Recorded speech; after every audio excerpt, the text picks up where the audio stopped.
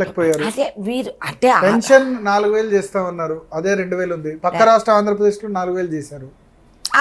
అది BJP government కాబట్టి ఆ పక్క గవర్నమెంట్ చంద్రబాబు నాయుడు చేశారు కదా 4,000. అవునండి, Chandrababu Naidu sitting and supporting the government, కేంద్ర ప్రభుత్వం. ఇప్పుడు ఆయన నోరు జారినా కాలు జారినా గవర్నమెంట్ కాస్త కూలబడుతుంది. అందుకని చెప్పి ఆయన వచ్చే ఇక్కడ కూడా ఇప్పుడు మోడీ రేవంత్ రెడ్డి ఇద్దరు ఒకటే అని అంటున్నారు బీఆర్ఎస్ వాళ్ళు. మన మోడీ వచ్చేసి మెరసే జుడే రహో రేవంత్ జీ అని అన్నారు.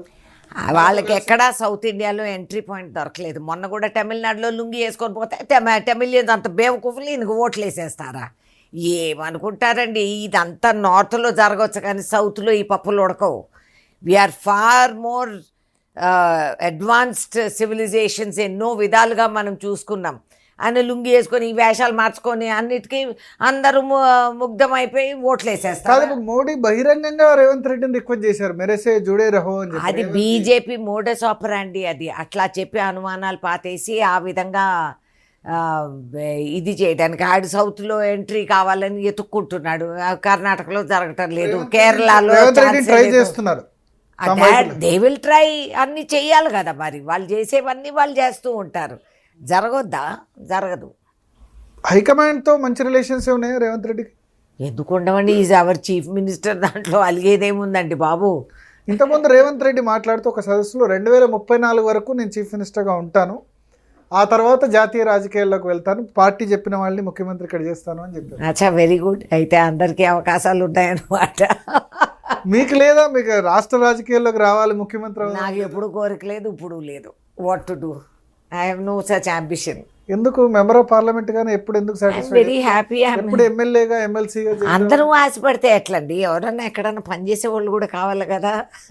It's all right, I'm very happy. మధ్యలో మీకెందుకు బాధ? I'm okay. రేవంత్ రెడ్డి సంబంధించి ఈ 2.5 yearsలో మీకు లోటుపాట్లు అంటే జనరల్గా సరే ఇప్పుడు అందరూ ఇది బాగుంది అది బాగుంది అని చెప్తారు, కానీ ఇది చేసుంటే బాగుండేది అని అనిపించిందా? కొంచెం తొందరపాటు తగ్గించుకొని మనం రోజుకు ఒక స్కీమ్ అనౌన్స్ చేయాల్సిన అవసరం లేదు. ప్రజలు అండర్స్టాండ్, సిటిజన్స్కి అర్థమవుతుంది, అందరికీ తెలుసు. ఇప్పుడు పిఎం మోదీ ఏం చెప్పాడు? ఏం కొరత ఉండదు, గ్యాస్కి ఏం కొరత ఉండదు, అన్నీ బాగున్నాయని 10 రోజులు ఊరికే టామ్ చేశారు టీవీ మీద. చేసిన తక్షణం ఏమైంది? After that we don't have gas shortage వచ్చింది సిలిండర్లకి. అది ముందే మీరు మాకు చెప్పింటే ప్రచారం చేసి ఇబ్బందికి మనం గురి అవ్వచ్చు. ఎందుకంటే జాతీయ రాజకీయాలే కాదు, ప్రపంచ రాజకీయాల్లో మార్పు వచ్చేసింది. అందరం కూడా సాహసంతో మనం it's not the first time. గతంలో కూడా ప్రైమ్ మినిస్టర్స్ అపీల్ చేశారు. లాల్ బహదూర్ శాస్త్రి మాట్లాడింది. నాకు ఇవాళకి కూడా ఆయన వాయిస్ నా చెవుల్లో. రేవంత్ కూడా తెలంగాణ ప్రజలకి అట్లా ఈ మాకు బడ్జెట్ అప్పులు చాలా ఉన్నాయని ఆయన చెప్పారు. అనుకోకుండా ఇట్లా అయిందనేది he has conveyed that to the public. మేము చేయదలుచుకున్నాము అని. కొంచెం ఎక్కడో గ్యాప్ ఉందండి పర్ఫార్మెన్స్కి, ఇమేజ్కి. There is a gap. Scheme implement చేస్తే పూర్తిగా ఇంప్లిమెంట్ చేయాలి, సగం సగం చేయకూడదు అంటారు. ఇప్పుడు రుణమాఫీ 20,000 కోట్లు అయినా సాటిస్ఫాక్షన్ లెవెల్ లేదు. ఏమండి, రుణమాఫీ అంటే మేము ఇన్హెరిట్ చేసింది కూడా పెద్ద లైబిలిటీ, మామూలు లైబిలిటీ కాదు. మా నెత్తిన భారం మోసి తంటాలు పడి కింద పింద ఎట్లో పడి రైతు భరోసాలు ఇవి అవి మేము ఎక్కడైతే సామాజిక పరంగా మనం వాళ్ళని బలపరచాలో అక్కడ ఫోకస్ చేస్తూ ఆయన చేస్తున్నాయి. కొన్ని మాకు నెగిటివ్ ఇది వచ్చింది, కొన్ని హైడ్రా డిమాలేషన్స్, ల్యాండ్ ఇష్యూస్ పైన కొంచెం మాకు నెగిటివ్ ఇమేజ్ ఉంది, నేను లేదంటం లేదు. అది కోర్ట్స్ కూడా విచిత్రంగా ప్రవర్తిస్తాయి. హైడ్రా పెట్టాల్సి లేకుండా లేదండి, Hydraa basic concept is excellent, మనం కాదనడానికి వీల్లేదు. It's a very daring vision మనం పెట్టుకుంది. అది బేసిక్గా మనం అది స్టడీ చేస్తే in theory it is an excellent scheme. అది అమలు చేసే విధానంలో అదే అంటారు చూడండి, దేవుడు వరం ఇచ్చిన పూజారి వరం ఇవ్వకపోతే కష్టం అనేది అట్లా అయింది. ఫెయిల్యూర్ ఎవరిది? రంగనాథ్ అంటారు. రంగనాథ్ నేను అన్ను, it's not his this thing. ఆ ఇంటర్ప్రిటేషన్ ఇప్పుడు సుప్రీంకోర్టు రూలింగ్ ఏమని ఇచ్చారు? పేదల గుడిసెలు అవి కూల్చేది లేకుండా అంటారు. లేదు అట్లా కూల్చేది లేదని కాదు. R&R first you rehabilitate, you give them a chance. నువ్వు పండగ ముందు చలికాలము, ఎండాకాలము, వర్షాకాలము పేదవాళ్ళని జరిపి వాళ్ళ కష్టాలకు వాళ్ళు గురవుతే దట్స్ నాట్ అవర్ లక్ష్యం. అంటే కోర్టు నుంచి తెచ్చుకుంటున్నారు, వాళ్ళు టైం ఇస్తే కోర్టు నుంచి స్టే తెచ్చుకొని అట్లా సంవత్సరాల తరబడి స్టే. మరి కోర్టులు కూడా నిద్రలేయాలి కదండి. Court can't become administrators for us కదా. Court should also apply the mind. A justice ఇండ్ల ముందు మేము గుడిసెలేస్తాం ఒప్పుకుంటారా వాళ్ళు? అందరికంటే ముందు చై అని లేసేది వాళ్ళే. సో వాళ్ళు కూడా అర్థం చేసుకోవాలి. గొప్పగా టైం కూర్చొని ఇచ్చి సంతకాలు వాళ్ళకి పెట్టినట్టు ముందు కాదు. వేరే ఇల్లు ఇచ్చి అప్పుడు ఇప్పుడు ఈ దేశంలోనే కాదు, చైనాలో అక్కడ మీరు ఇతర దేశాల్లో చూడండి, డెవలప్మెంట్ అండ్ ఇదన్నప్పుడు రోడ్స్ ఎక్స్పాండ్ అవ్వాలా, కొత్త బిల్డింగ్స్ రావాలా, మన డ్రైనేజెస్ ఇది చేయాలా, ఇవన్నీ ఉంటాయి. లేదు లేదు మనం పేదవాడు, వీఆర్ నాట్ అగెయిన్స్ట్ ఎనిమీస్. అసలు కాంగ్రెస్ పార్టీ ఉండేదే పేదవాడి కోసం. సో హైడ్రా హ్యాండిల్ కరెక్ట్ గా చేయలేదు. కాన్సెప్ట్ బాగుంది, హైడ్రానే కాదు, కాన్సెప్ట్ ఇస్ వెరీ గుడ్. కొన్ని అవకతవకలు మీ మీడియా పుణ్యాన్ని కూడా మీరు ఉన్నది లేనిది పెంచేసి 70 mm చూపించేస్తారు. చిన్న చిన్న కొరతలు కూడా నాకు ఇంకొక ఇష్యూ కనిపించింది. ఒకటి ఏంటంటే bills pendency of the bills చాలా, అంటే గత ప్రభుత్వం పెట్టిందా, లేకపోతే ఇప్పుడు ఫీజు రియంబర్స్మెంట్ 10,000 కోట్ల వరకు ఇవ్వాలా. కాంట్రాక్టర్లు ధర్నాలు చేస్తున్నారు, చిన్న చిన్న కాంట్రాక్టర్లు కూడా. తర్వాత ఆరోపణలు వస్తున్నాయి బిల్స్కి సంబంధించి డబ్బులు తీసుకుంటున్నారని చెప్పి. అవునండి, అదొకటి very bad. It has very badly. And సిగ్గుచేతది. అండ్ అది ఇమీడియట్లీ అది కరెక్ట్ చేసుకోవాలి. ఆ ఇమేజ్ మనం కరెక్ట్ చేసుకోవాలి. అండ్ దానివల్ల అందరము చెడిపోతాం, ఒకరు కాదు, అందరికీ ఆ మట్టి ఆ బురద రాసుకున్నట్లయింది. It's not good. That immediately CM should take control. ఇప్పుడు మీరు ప్రజల్ని కలవరు, ఎమ్మెల్యేలని కలవరు, మీరు ఫోన్లు ఎత్తరు, ఈ ఎవడు ఇన్ఛార్జ్ ఎవడికి తెలీదు. ఈ image has to go. You are in command. अरे how can you be घोड़सवार तुम और लगाम किसी और के हाथ में? రేవంత్ రెడ్డి కలవట్లేదంట ఆరోపణ. లేదు మినిస్టర్లు, కొంతమంది మినిస్టర్లు, ఆఫీసర్స్ ఎవరికన్నా రిలీఫ్కి ఎక్కడ వెళ్ళి ఈ బిల్స్ సంబంధించి కాంగ్రెస్ హైకమాండ్ తెలుసా? బిల్స్ సంబంధించి ఇట్లా డబ్బులు అడుగుతున్నారని చెప్పి కాంగ్రెస్ హైకమాండ్ నోటీసులు ఉందా? అంటే ఇదిగో థ్యాంక్స్ టు మీడియా, సెక్రటేరియట్లో వెళ్ళి అల్లరి చేశారు, అంత పోలీస్ బందోబస్తు పెట్టాల్సి వస్తుందని అంటే ప్రపంచం అందరూ పేపర్లు చదువుతారు కదండి. ఇవాళ ఇన్స్టాగ్రామ్లో ఆవులు ఇచ్చే ముందు అక్కడ చేరిపోతూ ఉంటాయి. కొన్ని తెలుస్తాయి, కొన్ని తెలవు. But we have more important. Revanth Reddy action తీసుకోవాలి అని అంటున్నారు దాని మీద. నేను రేవంత్ తీసుకోవాలని కాదు, రేవంత్ రెడ్డి యాక్షన్ తీసుకోవాలి దాని మీద. Bills he's chief minister.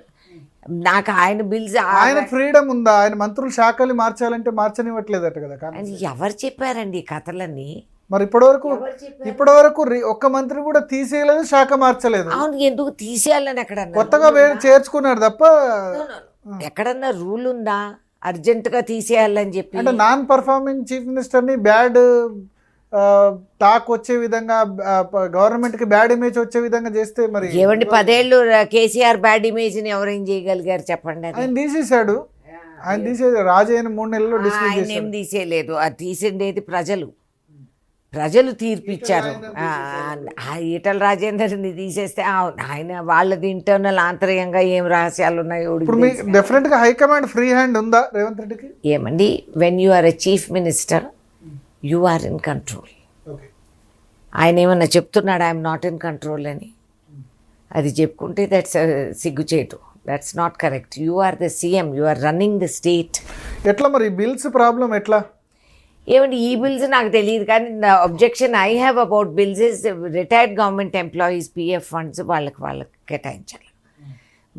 I agree that మాకు బోల్డ్ అంత లోడ్ వచ్చి పడింది. పాత government we have inherited a lot of nuisance, కాదంటలేదు. కాకపోతే దీంట్లో మనం విడతల వారిగా విడుదల చేసి అందరికంటే పాతగా ఫస్ట్ రిటైర్ అయిన వాళ్ళ కాడ నుంచి వీ షుడ్ గివ్. వాళ్ళందరూ వచ్చి నా ఇంటి మీద పడ్డారు. పెద్ద కాంట్రాక్టర్లు బిల్లు తీసుకుంటారు, ఆ డబ్బులు కాంగ్రెస్ హైకమాండ్ ముడుతున్నాయి. ఎలక్షన్ ఫండింగ్ కోసం వీళ్ళు ఫస్ట్ చీఫ్ మినిస్టర్లు కాదు, లాస్ట్ చీఫ్ మినిస్టర్లు కాదు కాంగ్రెస్ పార్టీకి. ఈ ఒక్క రాష్ట్రమే కాదు కదా, మాకు ఇతర రాష్ట్రాలు కూడా. హిమాచల్ ప్రదేశ్ దివాలా తీసింది. మమ్మల్ని మొన్న 30% జీతాలు కట్ చేశారు. ఇక ఉన్నది మీ కర్ణాటక, తెలంగాణ, ఈ రెండు ఆ స్టేట్స్. కేరళం మర్చిపోయారు. కేరళ ఇప్పుడే వచ్చింది కదా, పైసలు అప్పుడే పంపలేరు కదా. కాంగ్రెస్ హైకమాండ్ మొత్తాన్ని కూడా సాదుతోంది. కాంగ్రెస్ రాష్ట్ర ఏ ఎన్నికల్లో సాదుతోంది ఇక్కడ. ఇది డైరెక్ట్ గా మీ మంత్రులు చెప్తున్నారు. ఎవరండి మంత్రులు? మేము హైకమాండ్ పంపిస్తున్నాం అని చెప్తున్నారు. They are unfit to remain మంత్రీస్. నేను ఇది ఓపెన్గా చెప్తున్నా. ఈ విధంగా అజాగ్రత్తగా ఎవడైనా వాగినాడంటే మేమంతా హైకమాండ్గా అంటే మధ్యలో నువ్వెంత తింటున్నావు అంటే మరి జరుగుతుంది అదే కదా. బిల్స్ కి డబ్బులు తీసుకోవడం వాస్తవం కదా. బిల్స్ కు డబ్బులు తీసుకున్నారని అవును రియాక్షన్ వచ్చింది. అది సమస్య పరిష్కరణ మేము చేయాలి, అది వేరే మాట. బట్ టు సే ఇదంతా కూడా హైకమాండ్కే పోతుంది. I'm sorry. మరి కాంగ్రెస్ హైకమాండ్ ఎందుకు చర్యలు తీసుకోవట్లేదు ఇవన్నీ తెలిసినా సరే? ఏమండి మీకేం తెలుసు? ఇంతకుముందు కూడా ఉండేది. అంటే వాస్తవంగా చెప్పాలంటే 6% ఎంతనో పెద్ద బిల్స్ లో తీసుకునేవాళ్ళు. ఇప్పుడు 50 లక్షలు, కోటి రూపాయల దానిలో కూడా అబ్బో అసలు ఏ విధంగా పోల్చినా మేము బీజేపీ వసూలు చేసుకున్నంత మేము ఎక్కడ వాళ్ళు బీజేపీ పాలిత రాష్ట్రాల్లో బిల్స్ కి డబ్బులు తీసుకోవట్లేదు. అబ్బో నాయన, ఎందుకంటే వాళ్ళు మేనే దోసుకుంటున్నారు. ఇంకా బిల్స్ డబ్బులు వాళ్ళ మీద పడుతున్నారు కదా మీరు అన్నట్టు. వాళ్ళు దేశాన్ని రిటైర్డ్ ఎంప్లాయీస్ కూడా కొద్దిమంది సీనియారిటీలు లేని వాళ్ళకి క్లియర్ అయిన సందర్భం ఉంది. వాళ్ళు నడుస్తుంది కదా. కాంగ్రెస్ పార్టీ వాళ్ళ కాంట్రాక్టులు చేసిన వాళ్ళకి కూడా డబ్బులు రావట్లేదు. మీ ఎమ్మెల్యేలను అడగండి, మీ ఖమ్మం జిల్లా ఎమ్మెల్యేలను అడగండి. మీ ఎమ్మెల్యేలు రికమెండ్ చేసిన డబ్బులు వస్తున్నాయా? ఏమో నాకు ఇంతవరకు వాళ్ళు ఎవరూ కంప్లైంట్ ఇవ్వలేదు. I don't know. నాకు జెన్యున్లీ ఐ డోంట్ నో. నాకు ఎవ్వరూ కూడా వచ్చి కంప్లైంట్ ఇవ్వలేదు. అమ్మా నా బిల్స్ క్లియర్. బట్ హైకమాండ్కి అయితే డబ్బులు ఏం ముట్టట్లేదు. ఏమండి హైకమాండ్కి ఇది ఫస్ట్ గవర్నమెంట్ కాదు, మేము వచ్చింది మొన్న. ఈ ఎన్నో రాష్ట్రాలు దేశమంతా నడిపిన రోజులు ఉన్నాయి కాంగ్రెస్ పార్టీకి. సో వాళ్ళు ఎవరు ఏం డబ్బులు పంపుతారు, ఎట్లా పంపుతారు, ఎందుకు మేమంతా కేంద్ర మంత్రులుగా ఉన్నవాళ్ళమే కాబట్టి మాకు తెలుసు. సో అంత అమాయకంగా ఎవరైనా మినిస్టర్లు మేమంతా ఇదంతా కేంద్రానికే పంపిస్తున్నాము అని మీ జేబులు నింపుకొని మీ ఆస్తులు పెంచుకొని మీరు కేంద్రం మీద రుద్దుతారంటే I will not agree. I have strong objections. అంత కేర్లెస్గా ఎవరైనా వాగుతున్నారంటే వాళ్ళకి అతి త్వరలో తెలిసి వస్తుంది. అతి త్వరలో అంటే శాఖలు మారొచ్చు, మంత్రివర్గం ఏమైనా అవ్వచ్చు. తోక కత్తిరించి సున్నం కూడా పెట్టచ్చు. తోక కత్తిరించాలి, కత్తిరిస్తేనే. ఎస్ ఎందుకంటే ఇది ఒక వ్యక్తి గురించో ఆడు చుట్టం గురించో గొట్టం గురించో కాదు. This party is there for more than 130 years. ఎన్నో త్యాగాలు మోసిన పార్టీ, ఎంతమందో నాశనం అయిపోయిన పార్టీ, ఎంతమంది